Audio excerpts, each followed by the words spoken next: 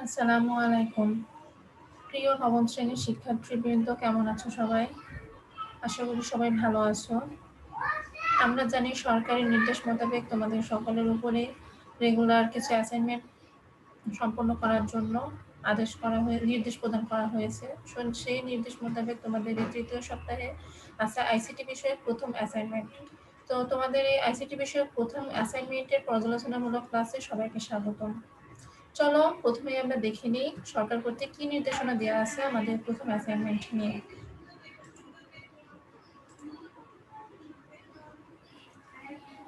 এখানে দেখো সরকারের নোটিশে বলছে যে কোভিড-19 পরিস্থিতিতে 2020 শিক্ষাবর্ষের পুনর্বিন্যাসকৃত পাঠ্যসূচির ভিত্তিতে অ্যাসাইনমেন্ট অবলিক নির্ধারিত কাজ ও মূল্যায়ন নির্দেশনা। নবম শ্রেণীর তথ্য যোগাযোগ প্রযুক্তি বিষয়ক সাবজেক্টের জন্য কি নির্দেশনা আছে দেখো।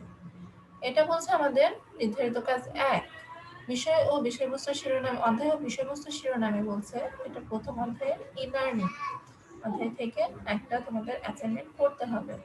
তো নির্ধারিত কাজ বা অ্যাসাইনমেন্ট বা সংক্ষিপ্ত উত্তর প্রশ্ন সৃজনশীল প্রশ্ন অন্যান্য এই অংশটা তোমাদের বলছে যে এখানে মূলত দেওয়া আছে তোমাদের কি কাজ করতে হবে, মানে তোমাদের এখানে কিছু অ্যাসাইনমেন্ট যে অ্যাসাইনমেন্টটা সম্পন্ন করতে হবে সেই অ্যাসাইনমেন্টটা মূলত এখানে দেওয়া থাকে। তো চলো দেখি তোমাদের জন্য কি অ্যাসাইনমেন্ট দেওয়া আছে। এখানে বলছে বর্তমান করোনার নেই পরিস্থিতিতে অর্থাৎ স্বাভাবিক শ্রেণী কার্যক্রম পরিচালনা সম্ভব না হলেই ই-লার্নিং এর সাহায্য নিয়ে শিক্ষা কার্যক্রম কিভাবে সম্ভব করা হয়। তোমার প্রতিবেদন আকারে উপস্থাপন করো। তো এখানে দেখো তোমাকে বলছে যে একটা প্রতিবেদন লিখতে হবে কিসের উপরে, যে বর্তমানে আমরা জানি যে সবাই পৃথিবীর প্রায় সকল দেশে একটা প্যান্ডামিকের মধ্যে দিয়ে যাচ্ছে। তো এই প্যান্ডামিক পরিস্থিতিতে কোনোভাবে আমাদের যে সনাতন পদ্ধতিতে শিক্ষা পদ্ধতি সেই শিক্ষা পদ্ধতি কোনোভাবে বাস্তবায়ন করা সম্ভব হচ্ছে না। তো এই পদ্ধতিতে শিক্ষা ব্যবস্থা যখন বাস্তবায়ন করা সম্ভব হচ্ছে না তখন এই পদ্ধতিতে একমাত্র ই-লার্নিং এর মাধ্যমে যে আমরা আমাদের শিক্ষা ব্যবস্থাটাকে পরিচালনা করতে পারি বা চালিয়ে যেতে পারি এর উপরে তোমাদের একটা প্রতিবেদন লিখতে হবে যে কিভাবে আমরা এই শিক্ষা কার্যক্রমটা সম্পন্ন করতে পারি বা আদৌ আমরা চালিয়ে যেতে পারি কিনা। তো এখানে দেখো প্রতিবেদনে তোমাদের কি কি অংশ থাকবে, মানে কোন কোন মূল অংশ নিয়ে তোমাদের প্রতিবেদন লিখতে হবে তাও এখানে দেওয়া আছে। প্রতিবেদনের প্রথমে থাকবে একটা ভূমিকা, সেখানে তোমাদের অ্যাজ ইউজুয়াল ভূমিকা সম্পর্কে যেভাবে লিখতে সেভাবে লিখতে হবে। এরপরে করোনাকালে স্বাভাবিক শ্রেণী কার্যক্রম চালু না রাখার যৌক্তিকতা। এরপরে আছে ই-লার্নিং এর ধারণা, ই-লার্নিং এর সুবিধাসমূহ, ই-লার্নিং বাস্তবায়নের ক্ষেত্রে চ্যালেঞ্জসমূহ, ই-লার্নিং এর মাধ্যমে কাঙ্ক্ষিত দক্ষতা অর্জন, স্বাভাবিক সময়ে শিক্ষায় সহায়তা হিসেবে ই-লার্নিং এর সম্ভাবনা এবং সর্বোপরি উপসংহার। তার মানে তোমাকে যে অ্যাসাইনমেন্টটা লিখতে হবে বা যে প্রতিবেদনটা লিখতে হবে সেই প্রতিবেদনে তোমাকে এই পয়েন্টগুলো অবশ্যই উল্লেখ করতে হবে। এই পয়েন্টগুলো উল্লেখ করে এগুলোকে মাথায় রেখে তোমাকে অ্যাসাইনমেন্টটা সম্পন্ন করতে হবে। তো যেহেতু আমরা প্রতিবেদন লিখছি সেহেতু আমাদের প্রতিবেদনেরও অবশ্যই একটা নাম থাকা যৌক্তিকতা আছে। তো নাম হিসেবে এখানে ইউজ করতে পারো শিক্ষাক্ষেত্রে ই-লার্নিং। শিক্ষাক্ষেত্রে ই-লার্নিং এটা তোমরা একটা শিরোনাম হিসেবে ইউজ করতে পারো। তো এখানে যেহেতু তোমাদের বাধ্যবাধকতামূলক ভাবে শিরোনাম ব্যবহার করতেই হবে, উল্লেখ নেই, তো সেই ক্ষেত্রে তোমরা অ্যাভয়েড করলেও সমস্যা নাই বা এনেছেন যদি কেউ ভুলে যাও সেক্ষেত্রে সমস্যা নাই, তবে একটা শিরোনাম থাকা ভালো। তাহলে চলো দেখি যে এই অ্যাসাইনমেন্টটা আমরা কিভাবে সম্পন্ন করতে পারি। আমাদের প্রথমে কি আছে, ভূমিকা। চলো দেখি ভূমিকা আমাদের কেমন হতে পারে। ভূমিকাটা আমরা কিভাবে সাজাতে পারি। বর্তমান পরিস্থিতিটা আমরা তুলে ধরতে পারি ভূমিকার মাধ্যমে। যেমন এখানে আমি লিখেছি পৃথিবীর ইতিহাসে কয়েকটি স্মরণীয় বছরের মধ্যে 2020 অন্যতম একটি বছর যার সাক্ষী আমরা সবাই। কোভিড-19 তথা করোনা ভাইরাস নামক এক প্রাণঘাতী ভাইরাসের আক্রমণে পুরো বিশ্ব স্থবির হয়ে আছে। সামাজিক সংক্রমণ রোধ করতে সমগ্র পৃথিবীর ন্যায় বাংলাদেশেও প্রাথমিক থেকে বিশ্ববিদ্যালয় পর্যন্ত সকল স্তরের শিক্ষা প্রতিষ্ঠান বন্ধ হয়েছে। দীর্ঘদিন বিদ্যালয় বন্ধ থাকায় শিক্ষক শিক্ষার্থী ও অভিভাবকদের মধ্যে এক ধরনের উদ্বেগ উৎকণ্ঠার সৃষ্টি হয়েছে। বন্ধ রয়েছে দেশের সবকটি পাবলিক পরীক্ষা। যেমন এক্সাম্পল হিসেবে আমরা বলতে পারি সাম্প্রতিক আমাদের যে এইচএসসি পরীক্ষা হওয়ার কথা ছিল আলিম, সেই আলিম পরীক্ষাটাও স্থগিত হয়েছে। শ্রেণীকক্ষে পাঠদান বন্ধ থাকলেও আমাদের শিক্ষকগণ বাসায় বসে সামাজিক যোগাযোগ মাধ্যম এবং সংসদ টিভি চ্যানেলে বাংলাদেশ সরকার কর্তৃক ক্লাস পরিচালনা করে যাচ্ছে। শিক্ষায় ইলেকট্রনিক প্রযুক্তি ব্যবহার করে শিক্ষা খাতকে আধুনিকায়ন করার নামই ই-লার্নিং বা ইলেকট্রনিক শিক্ষা। আমাদের যেহেতু একটা পূর্ণাঙ্গ ভূমিকার দরকার, আমার মনে হয় ভূমিকায় এর চেয়ে বেশি আর কিছু দরকার নেই। তবে তোমরা যদি মনে করো এর সাথে আরো কিছু অ্যাড করতে পারো, তোমরা এটা কাস্টমাইজ করে লিখতে চাইলে কাস্টমাইজ করে লিখতে পারো। এটা আমার মতো, আমি জাস্ট এক্সাম্পল হিসেবে একটা ভূমিকায় তোমাদের সামনে তুলে ধরার চেষ্টা করেছি। এর পরবর্তীতে আমাদের যে পয়েন্টটা ছিল, সেই পয়েন্টটার নাম ছিল করোনাকালে স্বাভাবিক শ্রেণী কার্যক্রম চালু না রাখার যৌক্তিকতা। আমরা সবাই জানি যে বর্তমান পরিস্থিতিতে আমাদের শিক্ষা ব্যবস্থা চালু নেই। আমাদের শিক্ষা ব্যবস্থা অনেকটাই হুমকির মুখে পড়েছে বলে অনেকে মন্তব্য করে থাকে। এই যে চালু নেই, অনেকে এক শ্রেণীর লোক খুব করে চাচ্ছে শিক্ষা প্রতিষ্ঠান খুলে যাক, আবার এক শ্রেণীর লোক বলছে না, শিক্ষা প্রতিষ্ঠান খোলা নেই, এটাই ঠিক আছে। তো আসলে শিক্ষা প্রতিষ্ঠান খুলে গেলে আমাদের জন্য ভালো নাকি বন্ধ থাকলেই ভালো, কোনটা ভালো? অবশ্যই এই পরিস্থিতিতে এখনো পর্যন্ত যেহেতু আমাদের করোনা ভাইরাসের ভ্যাকসিন আবিষ্কৃত হয়নি, সেহেতু এই পরিস্থিতিতে আমরা আসলে শিক্ষা প্রতিষ্ঠান খুলে রাখার পক্ষে কোনোভাবেই যেতে পারি না। তো শ্রেণী কার্যক্রম বা শিক্ষা প্রতিষ্ঠান খুলে না রাখার পক্ষে আমরা এখানে যুক্তিগুলো তুলে ধরার চেষ্টা করব। প্রাণঘাতী করোনা ভাইরাস আক্রমণে আক্রান্ত সারা বিশ্বব্যাপী মানুষ। মারাত্মক এই ভাইরাসটির কারণে সারা পৃথিবীতে এখন পর্যন্ত প্রায় 10,29,000 লোক মৃত্যুবরণ করেছে। সর্বমোট সংক্রমিত হয়েছে 5,08,00,000 লোক। এটা আমি যেদিন প্রতিবেদনটা তৈরি করছি সেদিনের আপডেট। তোমরা এই পরবর্তী আপডেট তোমরা যেদিন এই অ্যাসাইনমেন্টটা কমপ্লিট করবা সেদিন যদি করতে চাও তাহলে সেদিনের আপডেটটা এখানে তুলে ধরার চেষ্টা করবা। প্রাণঘাতী এই ভাইরাসে প্রতিদিনই হাজার হাজার মানুষ আক্রান্ত হচ্ছে এবং মারা যাচ্ছে। পৃথিবীর সকল দেশের মতো বাংলাদেশও কোভিড-19 তথা করোনা ভাইরাসের সামাজিক সংক্রমণ রোধ করবে স্বাভাবিক শ্রেণী কার্যক্রম বন্ধ রেখেছে। দীর্ঘদিন ধরে বিদ্যালয় না খোলায় শিক্ষার্থী, অভিভাবক ও শিক্ষক মহলে নানা জল্পনা কল্পনা সৃষ্টি হয়েছে। কেউ বলছে বিদ্যালয় খুলে দেওয়া উচিত, আবার কেউ বলছেন শিক্ষার্থীদের সুরক্ষায় বিদ্যালয় না খোলা উচিত। এখন আমরা আলোচনা করব করোনাকালে স্বাভাবিক শ্রেণী কার্যক্রম চালু না রাখার যৌক্তিকতা প্রসঙ্গে। প্রথমে আছে সামাজিক সংক্রমণ রোধ। করোনা ভাইরাসের এই সময়ে যদি আমরা শিক্ষা প্রতিষ্ঠান খুলে দেই, সেই ক্ষেত্রে আমাদের কিন্তু সামাজিক সংক্রমণটা আরো ব্যাপক হারে শুরু হতে পারে। যেহেতু শিক্ষা প্রতিষ্ঠানে আমরা জানি যে সকল শিক্ষার্থী পাশাপাশি বেঞ্চে বসে ক্লাস করে, সেই ক্ষেত্রে একজনের কাছ থেকে আরেকজনের কাছে এই রোগটা খুব সহজে চলে যেতে পারে। আর আমরা সবাই জানি এই রোগটা খুব সহজে সংক্রমিত হয় একজন মানুষের থেকে আরেকজন মানুষের। তাই সামাজিক সংক্রমণ রোধের জন্য আমাদের শিক্ষা প্রতিষ্ঠান এই মুহূর্তে কোনোভাবেই খোলাটা উচিত না। এরপরে আছে কোমলমতি শিশুদের প্রাণনাশের আশঙ্কা। আমরা জানি যে প্রাথমিক থেকে বিশ্ববিদ্যালয় পর্যন্ত বন্ধ আছে। প্রাথমিক এবং মাধ্যমিক পর্যায়ে যে শিক্ষার্থীরা পড়াশোনা করে তাদের আমরা কোমলমতি শিশুদের সাথে তুলনা করতে পারি। এই যে কোমলমতি শিশুরা আছে, এরা যদি কোনোভাবে করোনা ভাইরাসে আক্রান্ত হয়, এরা খুবই ছোট। যেহেতু ছোট, তাই এদের জন্য প্রাণনাশের আশঙ্কাটা অনেক বেশি বেড়ে যায়, যার রিস্কটা আমরা কোনোভাবে আমাদের নেওয়া উচিত না। এরপরে আছে সম্ভাবনাময় জীবন রক্ষা। আমরা যারা ছাত্র আছি এখন, আমরা যারা ছাত্রী আছি, এর মধ্যে অনেকেই বড় হয়ে কেউ প্রধানমন্ত্রী হবে, কেউ মন্ত্রী হবে, কেউ নামকরা বিজনেসম্যান হবে, কেউ ইঞ্জিনিয়ার হবে, কেউ ডাক্তার হবে। সকল শাখাতে তারা ছড়িয়ে পড়বে। এখানে আছে অনেক সম্ভাবনাময় জীবন। আমাদের উচিত এই সম্ভাবনাময় এই জীবনগুলোকে রক্ষা করা।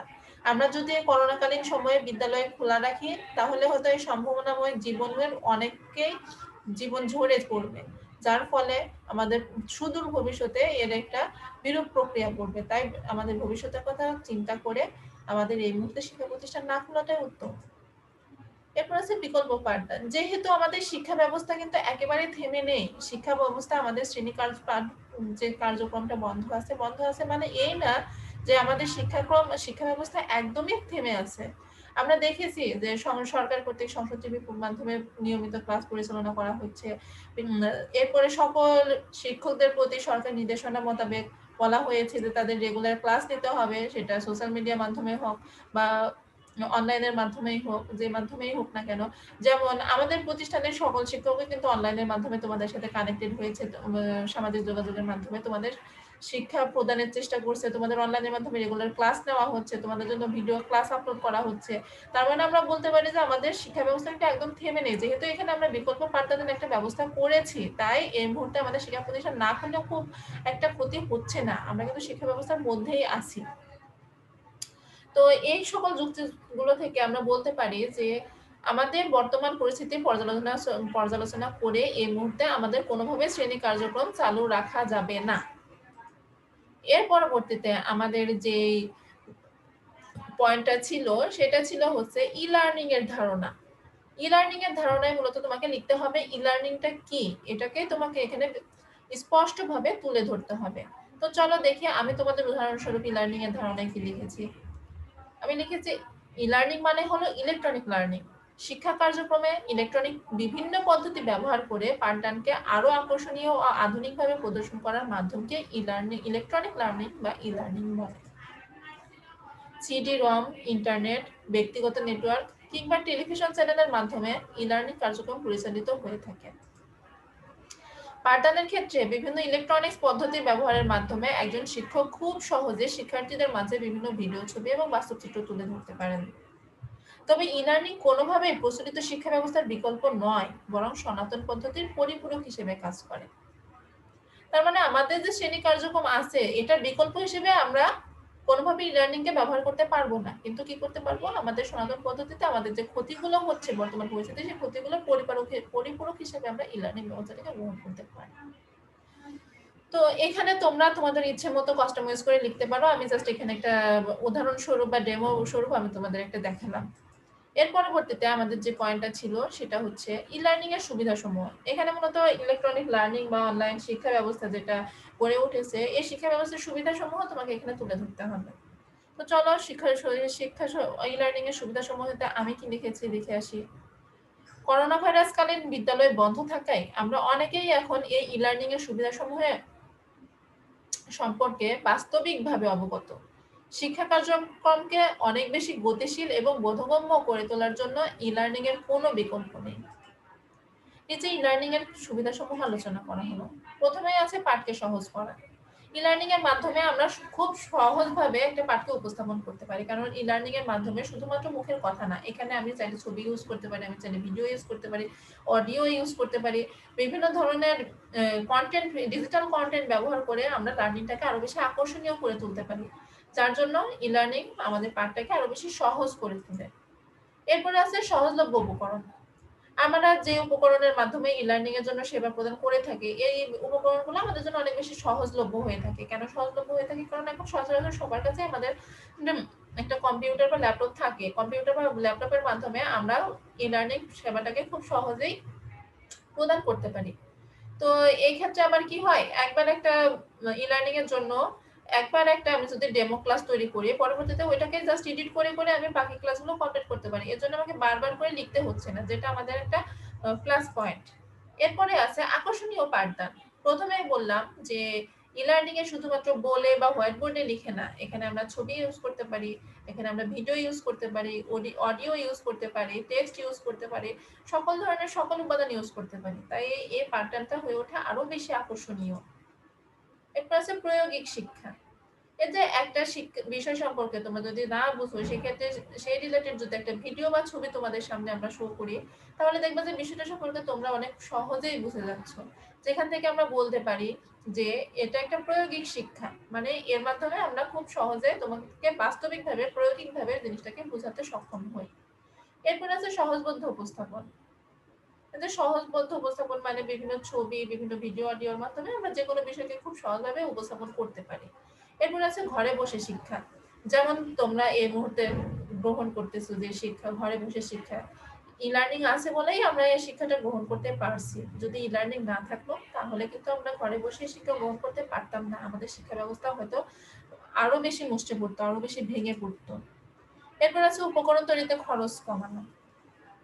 এটা বললাম, একবার একটা ডেমো তৈরি করে সেটাকে এডিট করে করে আমি বারবার ইউজ করতে পারছি। এই ক্ষেত্রে আমাকে বারবার করে তৈরি করতে হচ্ছে না, তাই উপকরণ আমার বারবার করে নষ্ট করতে হচ্ছে না, তাই উপকরণ তৈরিতে খরচটা কম হচ্ছে।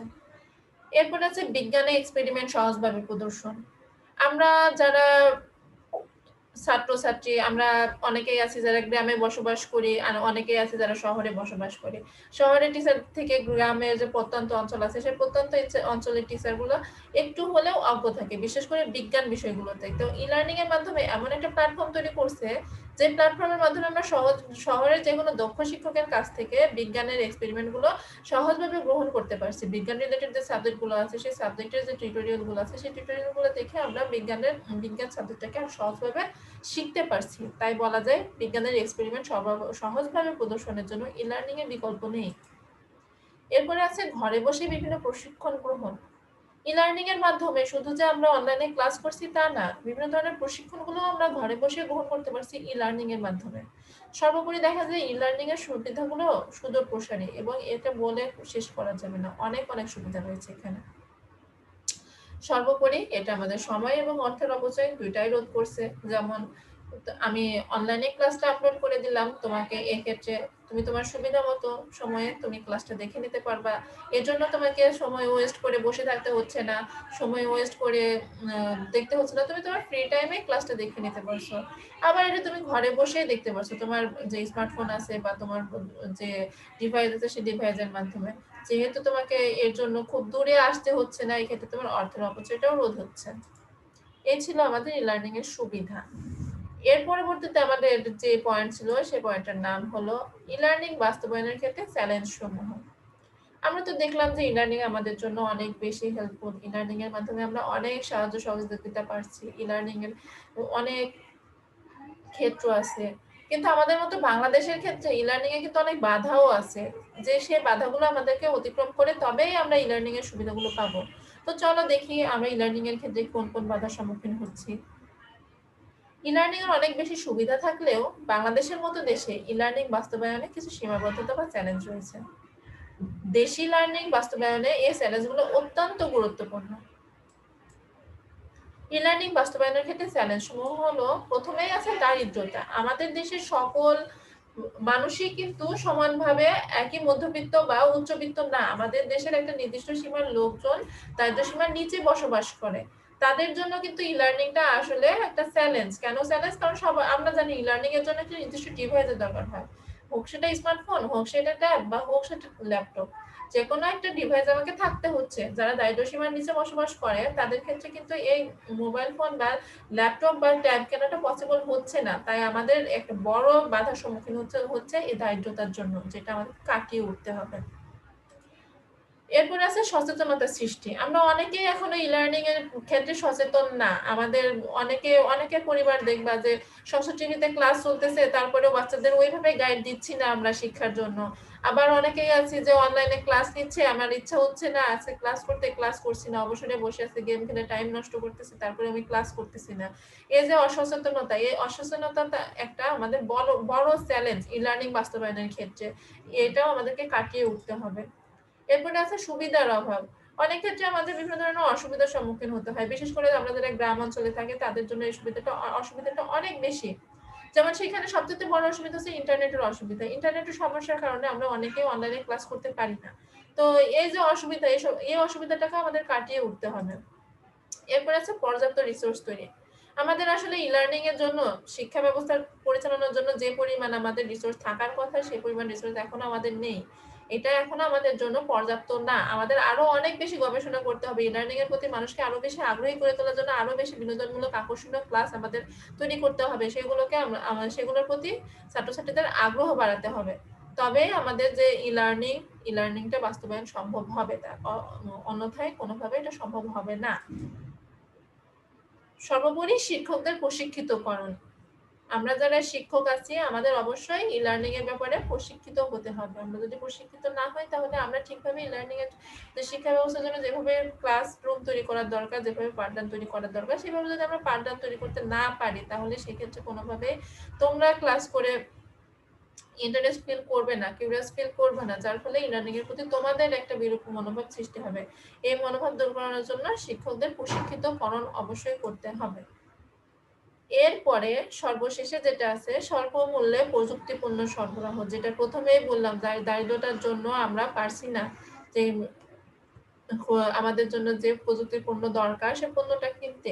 এই স্বল্প মূল্যে যদি প্রযুক্তি পণ্য আমরা সরবরাহ করতে পারি তবে আমরা ই-লার্নিং এর বাস্তবায়নের যে বাধা আছে সেই বাধাটা অতিক্রম করতে পারবো, অন্যথায় আমরা অতিক্রম করতে পারবো না। এই ছিল আমাদের ই-লার্নিং বাস্তবায়নের চ্যালেঞ্জ সমূহ। এবার আমরা দেখি নেক্সট টপিক আমাদের কি আছে। আমাদের নেক্সট টপিক আছে ই-লার্নিং এর মাধ্যমে কাঙ্ক্ষিত দক্ষতা অর্জন। ই-লার্নিং এর মাধ্যমে আমরা কিভাবে কাঙ্ক্ষিত দক্ষতা অর্জন করতে পারি সে সম্পর্কে মূলত এখানে আলোচনা করা আছে। চলো দেখে আমি ডেমো হিসেবে এখানে কি লিখেছি। বর্তমান তথ্য প্রযুক্তির যুগে একজন মানুষ চাইলেই ঘরে বসে বিভিন্ন কন্টেন্ট দেখে, ভিডিও দেখে নিজের দক্ষতা অর্জন করে নিতে পারে। এখন অনেকেই বিভিন্ন দেশের গুরুত্বপূর্ণ কোর্স করে বা বিনামূল্যে ভিডিও দেখে অনলাইনে নিজেকে প্রতিষ্ঠিত করে নিচ্ছে। ই-লার্নিং প্রযুক্তি ব্যবহারের কারণে শিক্ষক শিক্ষার্থীদের নিকট পাঠদান এবং পাঠ গ্রহণ কার্যক্রম অনেক বেশি আনন্দদায়ক ও ফলপ্রসূ হয়। শিক্ষার্থীরা খুব সহজেই কাঙ্ক্ষিত দক্ষতা অর্জন করতে পারে। এই প্রযুক্তিতে শিক্ষার্থীদের পাঠদান অব্যাহত রাখা গেলে আমাদের দেশের শিক্ষার্থীরা অনেক বেশি দক্ষ এবং গুরুত্বপূর্ণ জনবলে পরিণত হবে। তো তো এই ছিল আমাদের ই-লার্নিং এর মাধ্যমে কাঙ্ক্ষিত দক্ষতা অর্জনের যে দিক নির্দেশনা, সেই দিক নির্দেশনাগুলো ই-লার্নিং এর মাধ্যমে চাইলে যে কেউ কাঙ্ক্ষিতভাবে দক্ষতা অর্জন করতে পারে। অনলাইনের মাধ্যমে নিজেকে শিক্ষিত করে তুলে নিজের বিভিন্ন কন্টেন্ট দেখে, ভিডিও কোর্স দেখে নিজের দক্ষতা হতে যতটুকু দরকার সেই দক্ষতাটুকু অর্জন করে সে নিজে চাইলেই দক্ষ হতে পারে। তো এটাও তোমরা তোমাদের মতো কাস্টমাইজ করে লিখতে পারো। এখানে তুমি নতুন কোনো শব্দ, নতুন কোনো লেখা অ্যাড করতে পারো, এডিট করতে পারো। তোমার ইচ্ছা মতো তুমি এটা সাজিয়ে নেবে। এখানে জাস্ট আমি একটা এক্সাম্পল হিসেবে তোমাদের দেখিয়েছি। এরপরে যে টপিকটা আছে আমাদের তা হলো স্বাভাবিক সময় শিক্ষা সহায়তা হিসেবে ই-লার্নিং এর সম্ভাবনা। এখন তো আমরা ই-লার্নিং ব্যবহার করছি, একটা প্যান্ডামিক চলতেছে সারা দেশব্যাপী, সারা বিশ্বব্যাপী। এই করোনাকালীন সময়ে আমরা ঘর থেকে কেউ বের হতে পারছি না, তাই এ সময় আমরা ই-লার্নিংটা ব্যবহার করছি। তো যখন সময় স্বাভাবিক হবে সেই স্বাভাবিক সময় শিক্ষা সহায়তা হিসেবে ই-লার্নিং এর সম্ভাবনা কতটুকু, তাই এখন আমরা দেখবো আসলে আমাদের জন্য সহায়তা করবে কিনা। ই-লার্নিং কোনোভাবেই স্বাভাবিক শিক্ষার বিকল্প নয়, তবে স্বাভাবিক শিক্ষাকে আরো বেশি বেগবান ও ফলপ্রসূ করার জন্য ই-লার্নিং এর ভূমিকা অনেক বেশি, যেটা আমি প্রথমেই বলেছিলাম। ই-লার্নিং কিন্তু সনাতন পদ্ধতিতে আমাদের শিক্ষা পদ্ধতি ব্যবহার করে সেই শিক্ষা পদ্ধতির বিকল্প না, তবে সেই শিক্ষা পদ্ধতিতে আরো বেশি বেগবান এবং ফলপ্রসূ করার জন্য ই-লার্নিং একটা গুরুত্বপূর্ণ ভূমিকা পালন করে। এরপর হচ্ছে শিক্ষার্থীদের বিভিন্ন মাল্টিমিডিয়া কন্টেন্ট ও প্রায়োগিক বিষয় উপস্থাপনার মাধ্যমে পাঠদান কার্যক্রমকে আরো বেশি বোধগম্য ও ফলপ্রসূ করা যায়। সময় ও অর্থ বাঁচিয়ে বিপুল পরিমাণ জনগণকে শিক্ষা কার্যক্রমে অন্তর্ভুক্ত করা সম্ভব এই প্রযুক্তির মাধ্যমে। গ্রামের প্রত্যন্ত অঞ্চলের একজন শিক্ষার্থীও চাইলে লার্নিং এর মাধ্যমে শহরের কোনো অভিজ্ঞ শিক্ষকের পাঠ গ্রহণ করে নিজের মেধা মননকে আরো বেশি বাড়িয়ে নিতে পারবে। ই-লার্নিং প্রযুক্তি ব্যবহার বাস্তবায়ন করা সম্ভব হলে সরকারের বিপুল পরিমাণ অর্থ বেঁচে যাবে। ইলেকট্রনিক বিভিন্ন ডিভাইসের মাধ্যমে শিক্ষার্থীদের বিনামূল্যে বই সরবরাহ করতে পারলে শিক্ষা কার্যক্রম আরো এক ধাপ এগিয়ে যাবে বলে আমার বিশ্বাস। তো এগুলো যদি আমরা বাস্তবায়ন করতে পারি তাহলে ই-লার্নিং স্বাভাবিক সময়ে শিক্ষার ক্ষেত্রে অনেক বেশি সহায়তা করার সম্ভাবনা রয়েছে। এর জন্য আমাদের কি করতে হবে, আমাদের সঠিকভাবে ই-লার্নিংটাকে বাস্তবায়ন করতে হবে। ই-লার্নিং বাস্তবায়নে আমাদের যে চ্যালেঞ্জগুলো আছে সেই চ্যালেঞ্জগুলোকে আমাদের মোকাবেলা করে এটাকে প্রতিষ্ঠিত করতে হবে, মানুষের কাছে ই-লার্নিংকে আরো বেশি আকর্ষণীয় করে তুলতে হবে। এরপর আমাদের এখন কোন পয়েন্ট আছে দেখি, উপসংহার। আমাদের মোটামুটি কিন্তু প্রতিবেদন লেখা শেষের পর্যায়ে চলে এসেছি, আমরা একদম শেষ পর্যায়ে চলে এসেছি। সবশেষে আমরা উপসংহার লিখে এখানে শেষ করব। তো উপসংহারে দেখো আমি কি লিখেছি। সময়ের সাথে তাল মিলিয়ে পরবর্তী প্রজন্মকে উপযুক্ত এবং প্রায়োগিক শিক্ষা প্রদানের জন্য ই-লার্নিং অত্যন্ত গুরুত্বপূর্ণ ভূমিকা পালন করবে। কোভিড-19 বা করোনা ভাইরাসকালীন সময়ে এর প্রমাণ আমরা পেয়েছি। সুতরাং দেশের শিক্ষার্থীদের দক্ষ ও ভবিষ্যৎ প্রজন্মের জন্য উপযুক্ত হিসেবে গড়ে তোলার জন্য ই-লার্নিং প্রযুক্তির ব্যবহার অত্যাবশ্যক। আমি এখানেই শেষ করেছি, তোমরা এর সাথে আরো বেশি অ্যাড করতে পারো, আরো বেশি কাস্টমাইজ করে মডিফাইড করে তোমাদের মতো করে তোমরা উপসংহার লিখতে পারো। তো এখানে আমাদের আজকের ক্লাস শেষ। তো ক্লাস শেষে তোমাদের এটাই বলবো যে অ্যাসাইনমেন্ট সঠিক সময়ে জমা প্রদান করবে, যেহেতু অ্যাসাইনমেন্টের মাধ্যমেই তোমাদের পরবর্তী ক্লাসে উত্তীর্ণ করার সকল কার্যক্রম আমরা সম্পন্ন করব, তাই assignment is the most important. তোমরা এটা সঠিক সময়ে তোমাদের শিক্ষক কর্তৃক, ক্লাস টিচার কর্তৃক নির্ধারিত যে সময় বেঁধে দেওয়া হয়েছে সেই সময়ের মধ্যেই অ্যাসাইনমেন্ট সম্পন্ন করে মাদ্রাসার ঠিকানা পাঠিয়ে দিবে এবং অ্যাসাইনমেন্ট সম্পন্ন করে কুরিয়ার সার্ভিসে পাঠানোর আগে অবশ্যই এক কপি ফটোকপি করে নিজের কাছে সংরক্ষণ করবে। এরপরে আরেকটা যে কাজটা তোমরা অবশ্যই করবে তা হলো মাদ্রাসার বকেয়া বেতন যদি বা তোমাদের যদি কোনো বেতন বাকি থেকে থাকে সেই বেতনগুলো অবশ্যই পরিশোধ করে দিবে। আর সর্বোপরি যে কাজটা করবে সেটা হচ্ছে মন দিয়ে পড়াশোনা করো, সুস্থ থাকো, ভালো থাকো, সবাইকে ভালো রাখো। আল্লাহ হাফেজ।